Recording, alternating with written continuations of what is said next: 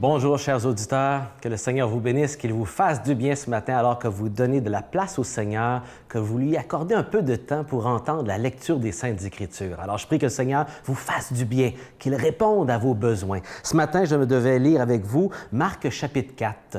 Alors, mais j'ai lu cette histoire il y a quelques mois à la Fête des Pères. Alors, on m'a donné la liberté de vous lire un psaume à la place, le psaume 32.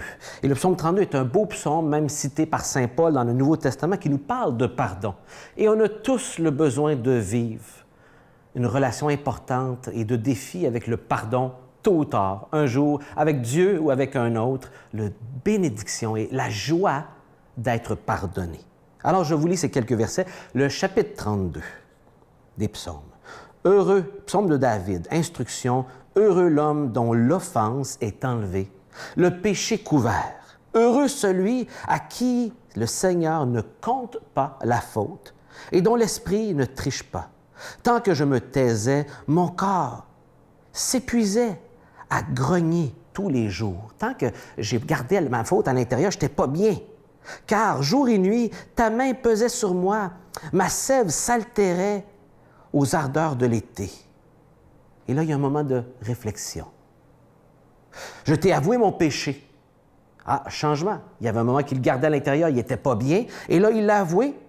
Et je n'ai pas couvert ma faute. J'ai dit, je confesserai mon offense au Seigneur. Et toi, tu as enlevé le poids de mon péché. Une petite pause de réflexion encore une fois. Ainsi, toute fidèle te prie le jour où il te rencontre. Même si les grandes eaux débordent, elles ne l'atteignent pas. Tu es pour moi un abri, tu me préserves de la détresse, tu m'entoures de chants de délivrance. Encore une fois, une pause pour réfléchir.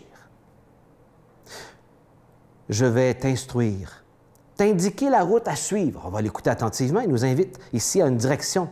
Et te donner un conseil en veillant sur toi. N'imite pas le cheval ou la mule stupide, dont le mors et la bride doivent freiner sa fougue, et il ne t'arrivera rien.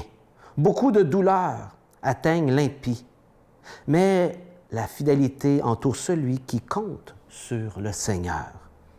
Exultez ou chantez de joie à cause du Seigneur. Réjouissez-vous les justes et criez de joie, vous tous qui ont le cœur droit. Pourquoi? Parce qu'ils ont vécu, au premier verset, Ashré en hébreu. Plusieurs bonheurs. Bonheur sur toi qui vis le pardon. Quel beau psaume! Un psaume de pénitence. J'espère ce matin non seulement vous l'avoir lu, mais vous inviter à le prendre dans la journée et à lire le psaume 32 et de méditer dessus. Un psaume très important. Même l'apôtre Paul, dans Romains chapitre 4, donc Saint Paul, dans sa lettre aux Romains, au chapitre 4, versets 7 et 8, va citer justement ce passage des psaumes pour parler du bonheur d'être pardonné par Dieu et de vivre ce pardon divin par Jésus-Christ, d'être pardonné. Donc ici, ce texte parle du pardon ultime qui va venir à travers Jésus-Christ. Et c'est là que Paul va utiliser ces paroles. Mais c'est un texte de pénitence. C'est un texte pour celui qui réalise que j'ai le cœur lourd, j'ai des choses que je n'ai pas avouées, et là, je me sens coupable. C'est le poids de Dieu qui te dit « Hey, libère-toi ». Confesse ton péché, que ce soit ton époux, ton épouse, à quelqu'un d'avoir l'humilité de dire « Je te demande pardon, je me suis mis en colère. J'ai parlé dans ton dos, j'ai fait telle chose. » Peut-être c'est demander pardon à Dieu parce que vous l'avez tassé de votre vie. Peu importe la pénitence ici, c'est quelque chose qu'a vécu David, vous savez, qui a fait bien des fautes, et vous pourrez lire son histoire dans l'Ancien Testament. Et le roi David doit confesser à un moment donné qu'il a fait tuer un homme pour avoir trompé avec sa femme, il s'élimine le conjoint, et ça va venir le malheur sur son foyer. Et ici, c'est un psaume qui exprime cette douleur d'être pris en défaut et de devoir résister, et là d'en être malade, et après ça d'avoir cédé et de vivre le bonheur d'être les épaules dégagées, de se savoir pardonner sans mérite de notre part, mais par pure grâce de Dieu, le pardon, de confesser et de recevoir ce pardon sans mérite, parce que c'est ça, par un don, pardon. C'est divin le pardon. Et Dieu veut que nous vivions cette expérience divine. Je vous donne un petit plan que vous pourrez prendre en note pour méditer davantage sur ce psaume. Dans les premiers 5 versets, David exprime son expérience avec Dieu. Et il voit le résultat du pardon, la joie. Il résiste au pardon, versets 3 et 4, et on voit comment c'est difficile.